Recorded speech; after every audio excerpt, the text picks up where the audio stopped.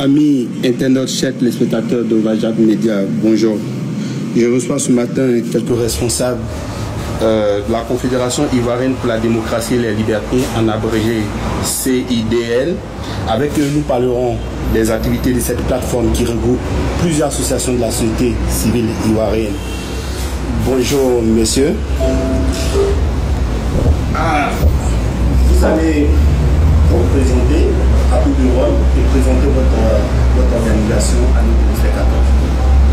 Bonjour, je suis Kédié Boukoua à l'état civil et mon petit nom c'est Moses. Je suis le premier responsable à l'international de CIDL qui existe depuis 2003. Aujourd'hui, nous venons en Côte d'Ivoire pour pouvoir l'implanter. Et c'est pour cela que nous sommes là.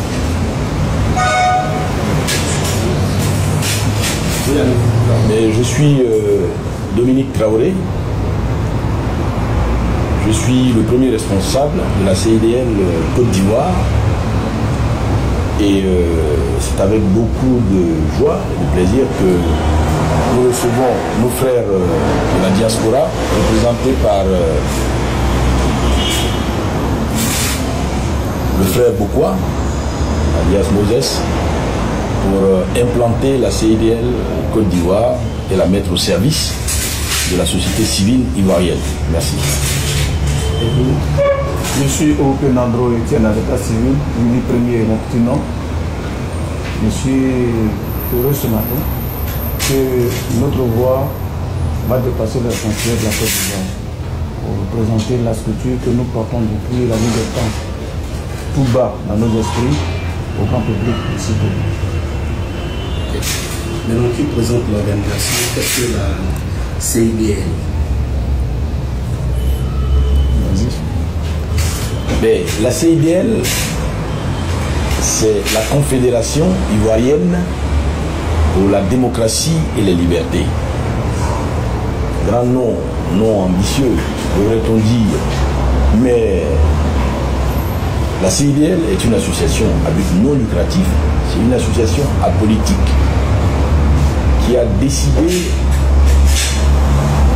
d'aller toucher sur le terrain, à la périphérie des grands centres, dans les quartiers populaires, à l'intérieur du pays, les populations, celles qu'on appelle les populations du pays profond, pour les inviter à prendre leur part, toute leur part, n'est-ce pas, à la gestion de leur propre vie, à la gestion de la cité. Donc la CIDL veut faire un travail de proximité pour former à la citoyenneté, pour que la démocratie participative, qui passe par l'épanouissement aussi bien économique, intellectuel, social, éducatif et culturel des populations, puisse s'implanter dans notre société. Voilà les premiers mots que je peux dire en guise de présentation de notre structure. Quelqu'un a quelque chose à... Oui, et effectivement, la CIDL va être cette instance dans laquelle les Ivoiriens vont se retrouver, la vraie société civile. Parce que quand on parle de société civile, en général, on parle des associations qui n'ont pas de base.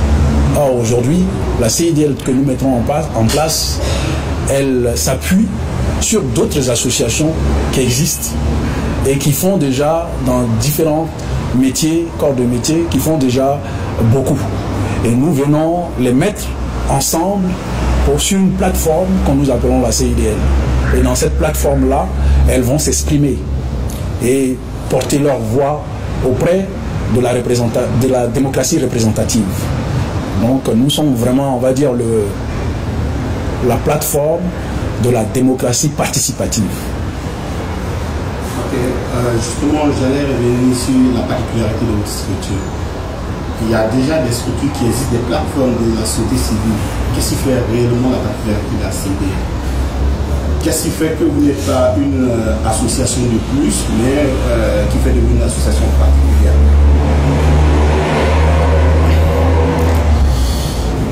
Et bien évidemment, votre question, elle est importante. On ne crée pas une structure pour la créer. On crée une structure parce qu'il y a des besoins sur le terrain. Et nous avons constaté que auprès des populations les plus modestes, il y a vraiment un grand travail à faire. Vous avez dû constater la misère un peu partout dans le pays, liée certes à la crise. On ne le dira jamais assez, mais en même temps, il faut savoir que la misère aussi, elle est liée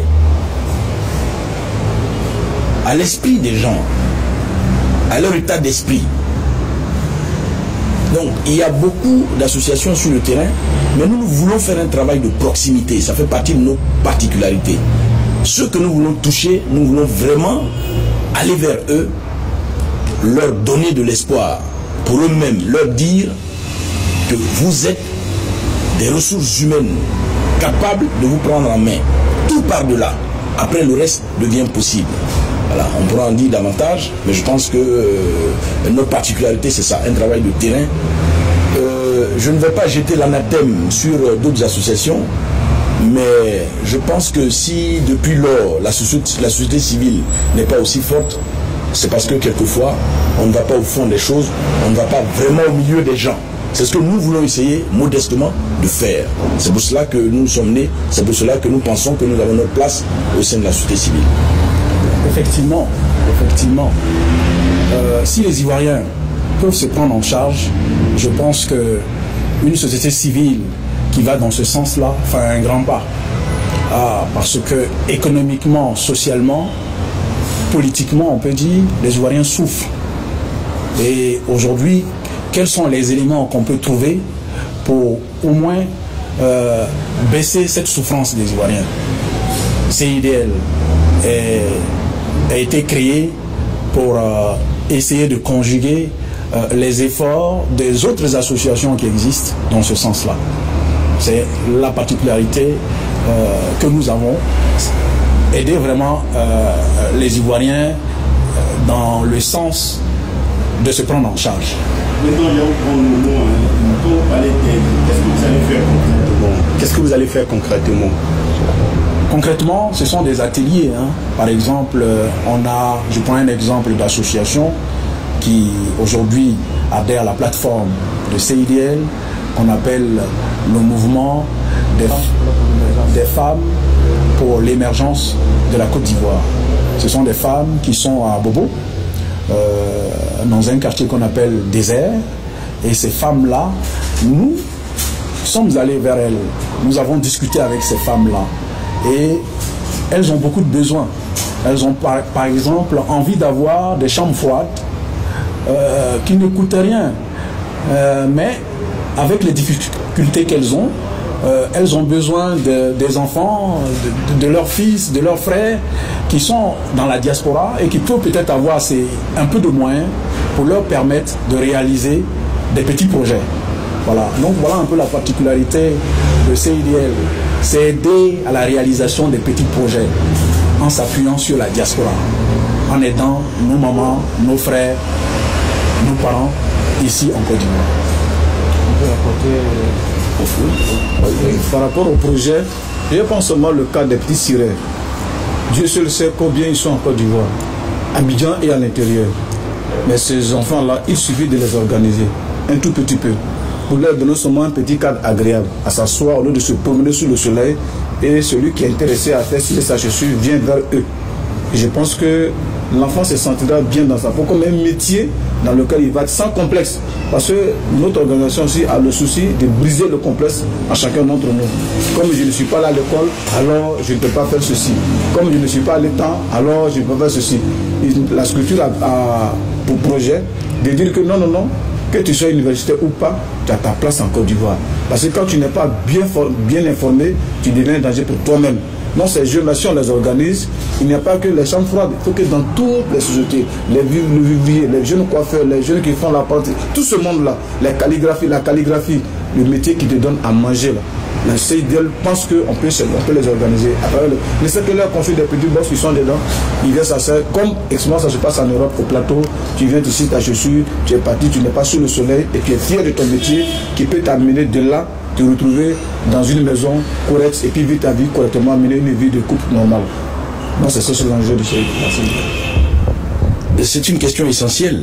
Il y a, en plus de ce que viennent de dire mes amis et frères, un aspect important qui intéresse la CIDL, l'éducation.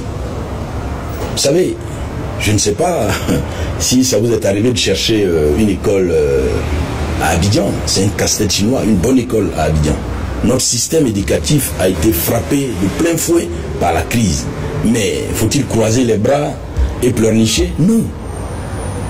La CIDL envisage d'organiser les jeunes dans les quartiers les plus difficiles, de les organiser autour de programmes de suivi scolaire. Mais nos frères de la diaspora peuvent nous y aider dans la collecte de documents, faire circuler quelques documents dans les quartiers précaires, mettre en place des petites bibliothèques, même embryonnaires. Ça peut aider à faire en sorte que ces Ivoiriens-là prennent leur part dans la société. La dernière chose, nos mamans, qu'on invite souvent à participer aux activités du pays, mais si elles ne savent même pas lire et écrire, elles deviennent un problème. Il faut leur apporter des programmes d'alphabétisation sur le terrain. Voilà en gros ce que la CIDL compte faire aussi comme action. Vous avez un ambitieux programme. Moi, je suis tenté de vous demander où vous allez enlever tous ces moyens pour financer vos activités. Bien. C'est la grande question, généralement. On dit l'argent, c'est le nerf de la guerre. Bon, c'est une formule qu'on a expérimentée. C'est vrai, l'argent, c'est très important. Mais c'est la mobilisation des énergies d'abord. Le premier moyen, c'est cela. La mobilisation des énergies. Pour organiser un suivi scolaire, il faut des gens motivés. Des bénévoles. Et des personnes de bonne volonté qui nous aident, qui nous apportent leur aide. Nous comptons sur nos petites cotisations, des subventions, mais nous comptons aussi sur l'appui de structures nationales et internationales, des autorités décentralisées, dont nous prolongeons quand même le travail, l'action. Et donc, c'est dans ces poches-là que nous comptons nous battre, chercher nos projets. D'ailleurs, ce n'est pas pour rien que nous avons un responsable administratif et financier en notre sein. Pourquoi responsable administratif et financier et non pas trésorier? Parce qu'il s'agira de monter des projets, d'aller taper à des portes, vendre des projets, récolter des fonds pour pouvoir toucher le maximum de nos membres qui sont dans les différentes associations partenaires. Voilà comment nous comptons régler la question des moyens. Je vous ai écouté. Vous allez investir beaucoup d'efforts, votre argent, votre énergie, en un mot, votre vie. Qu'est-ce que vous attendez pour vous-même en retour? Moi, je crois que la première satisfaction, c'est d'abord une satisfaction morale. D'avoir vécu dans un milieu, d'avoir été positif vis-à-vis de son prochain. C'est une mission divine, au-delà de tout. Quand vous faites une action et que l'action a porté et que l'action concourt au bien-être de votre prochain, quelque part, on est satisfait. Donc, dans la Confédération, il ne s'agit pas de créer des richesses pour nous-mêmes. Ça ne nous intéresse pas, mais c'est d'être utile à notre société. C'est d'écrire une petite partie de notre... Pendant que nous sommes encore de passage sur cette terre, d'être utile à notre prochain. Donc, la première satisfaction est à grande partie et avant tout morale. Si je pense que ce côté moral est...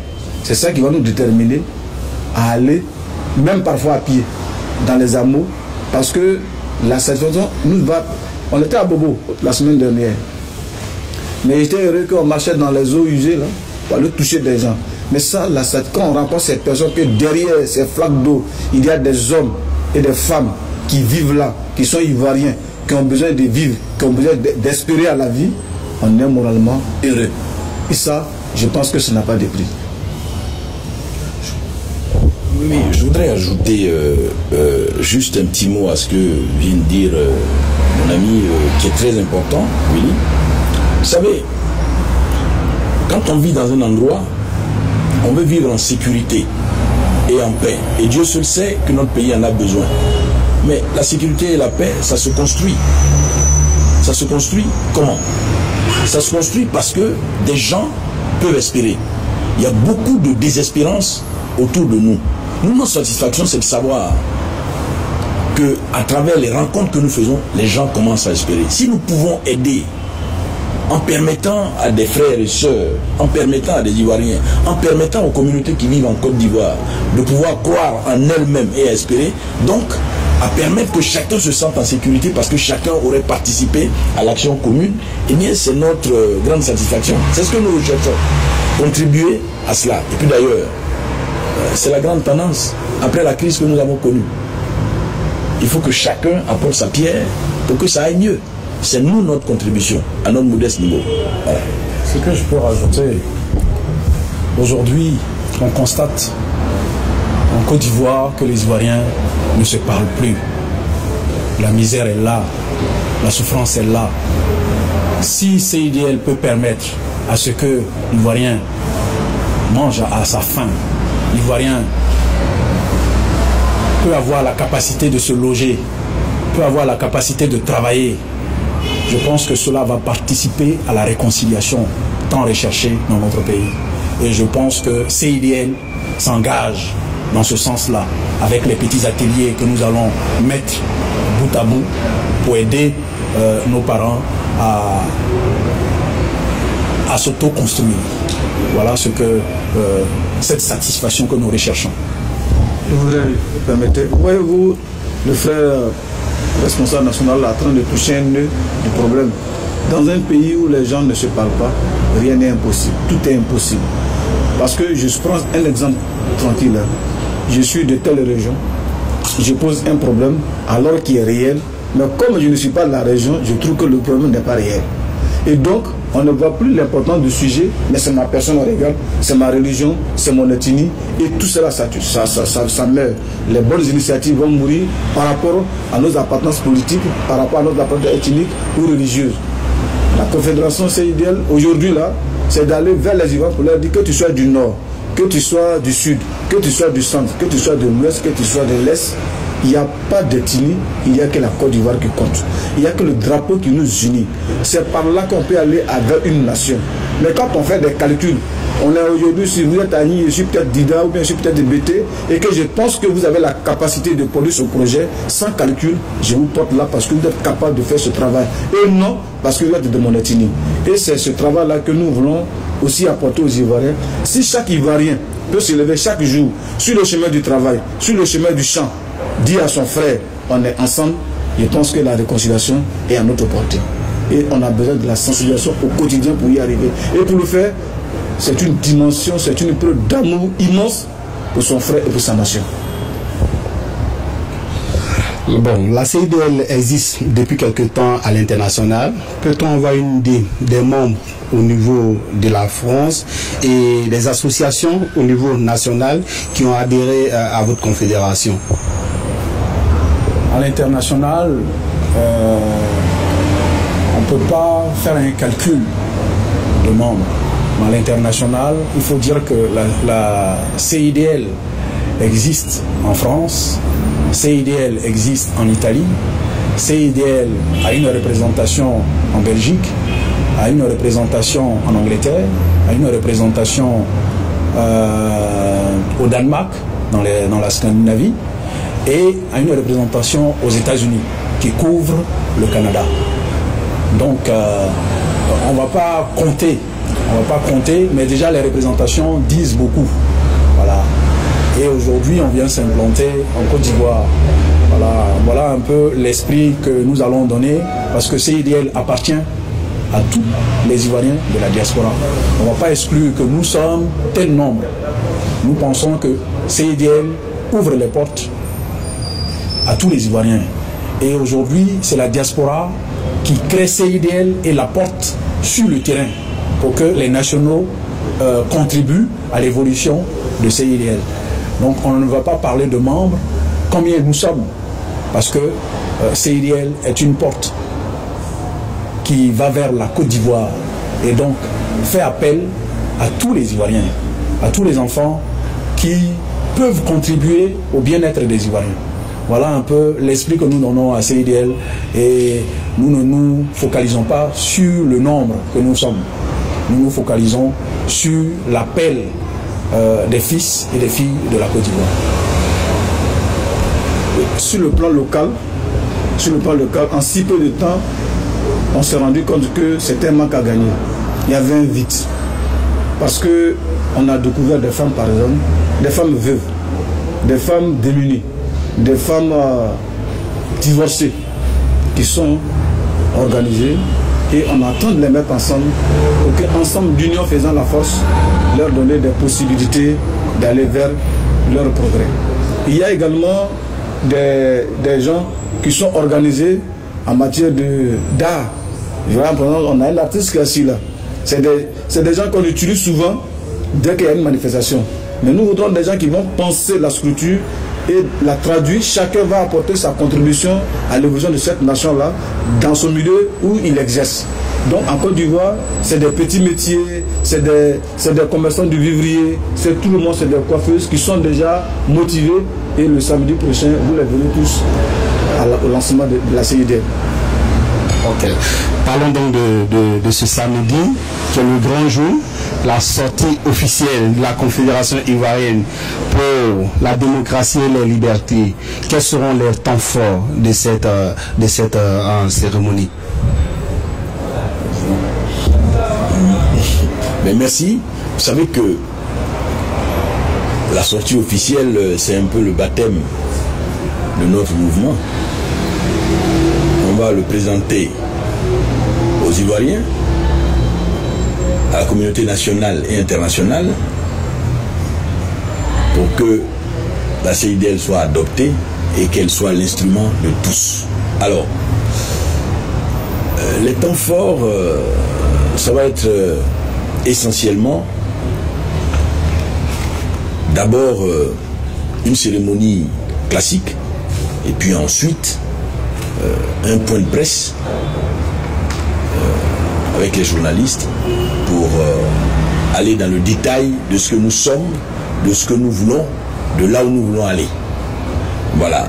Il y aura naturellement un programme qui va se décliner dans le temps, de 10h30 à 14h, et il y aura des allocutions, il y aura des témoignages, il y aura aussi une pensée importante pour nos frères de la diaspora. Nos frères de la diaspora que nous n'allons jamais cesser de saluer. Vous savez, il y a eu la crise, il y a eu beaucoup de malheurs, mais l'un des côtés positifs, ça a été ce lien qui est en train de se consolider entre nous-mêmes ici sur place et les frères de la diaspora.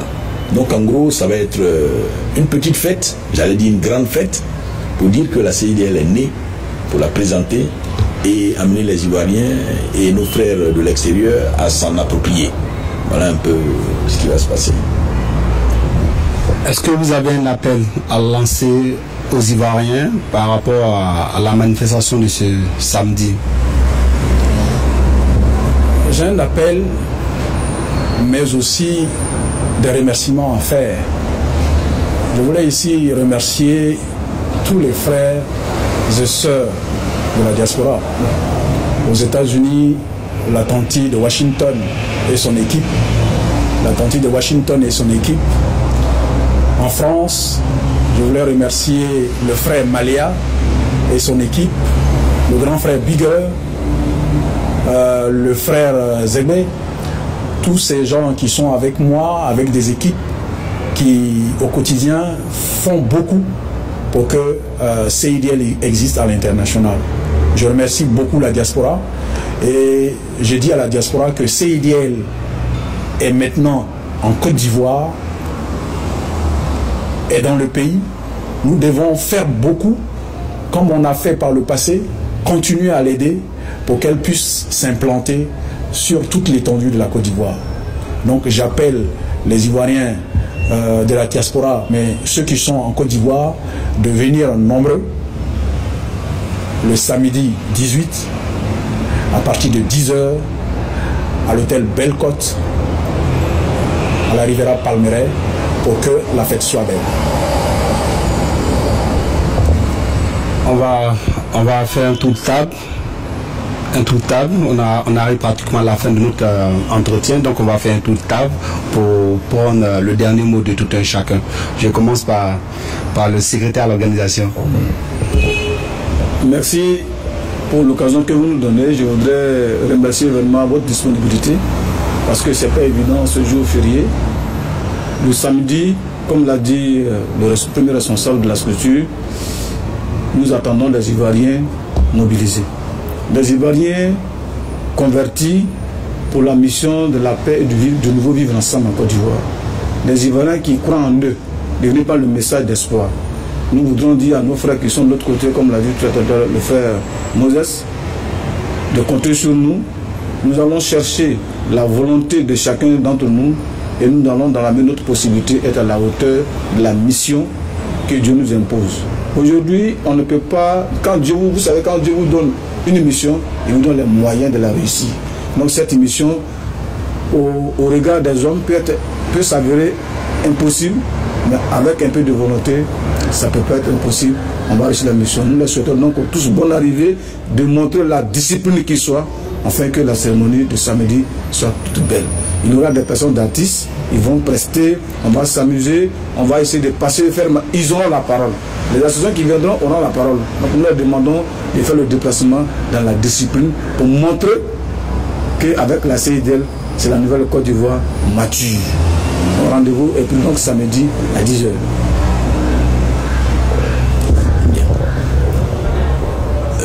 En guise de mot de fin, je voudrais lancer un appel d'espoir.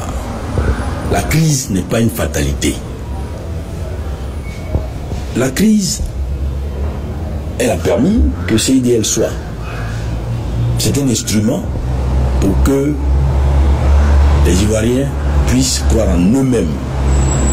Nous voulons leur dire, sur la base des rencontres que nous avons eues déjà avec nos frères et sœurs dans les associations, qu'il y a beaucoup d'espoir, il y a beaucoup de possibilités, de potentialités, d'énergie. Lancer un appel à toutes les bonnes volontés, tous les Ivoiriens d'ici et d'ailleurs, qui veulent contribuer à reconstruire ce pays, qui veulent participer à la réconciliation de ce pays. C'est important pour tout le monde, pour nous-mêmes, pour nos enfants, pour aujourd'hui et pour demain. Donc c'est vraiment un message d'espoir que je voudrais lancer. Et à la suite du responsable à l'international de la CIDL, dire mes mots de remerciement, d'encouragement à nos frères de la diaspora. On ne s'est pas encore vu, mais on s'est parlé.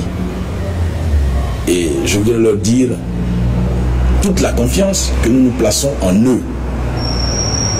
Parce que nous-mêmes, nous sommes mobilisés, nous sommes motivés à apporter de nous-mêmes dans cette œuvre de reconstruction nationale et dire que cette sortie officielle que nous faisons est placée sous le sceau de la réconciliation nationale, sous le sceau du vivre ensemble, comme ça a été déjà dit, de tous ceux qui aiment la Côte d'Ivoire et qui habitent ce pays. Voilà. Bon, le mot de fin, c'est que vraiment, j'appelle toutes les Ivoiriennes et tous les Ivoiriens à venir samedi pour apporter leur pierre à la fête, à la grande fête de la Confédération ivoirienne pour la démocratie et les libertés. Sans la démocratie, sans les libertés, nous ne sommes rien.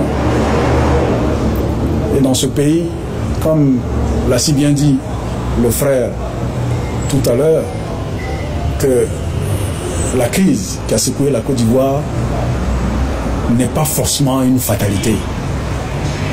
Elle a servi à beaucoup de choses. Elle a permis à ce que les Ivoiriens se réveillent. Elle a permis le patriotisme en nous. Il faut continuer sur cette lancée-là. Et aujourd'hui, CIDL est créé en Côte d'Ivoire pour aider tous ceux qui étaient dans la souffrance, dans le désespoir, qui n'avaient plus cette confiance en la Côte d'Ivoire. Nous leur disons, l'espoir doit renaître. La Côte d'Ivoire doit aller sur des chemins de la réconciliation. Et c'est cette réconciliation qui sera peut-être le préalable demain de la nouvelle Côte d'Ivoire. Donc j'appelle tous les Ivoiriens à venir à cette fête-là et contribuer à l'engagement que CIDL prend et va continuer de prendre dans la Côte d'Ivoire nouvelle, la Côte d'Ivoire de la démocratie participative, la Côte d'Ivoire de la société civile qui ne veut plus rester en marge de la réalité de notre pays. Parce qu'on sait que dans ce pays-là, l'économie existe, on a des potentialités, mais les Ivoiriens souffrent. Les Ivoiriens ne travaillent plus. Les Ivoiriens ont du mal à se loger.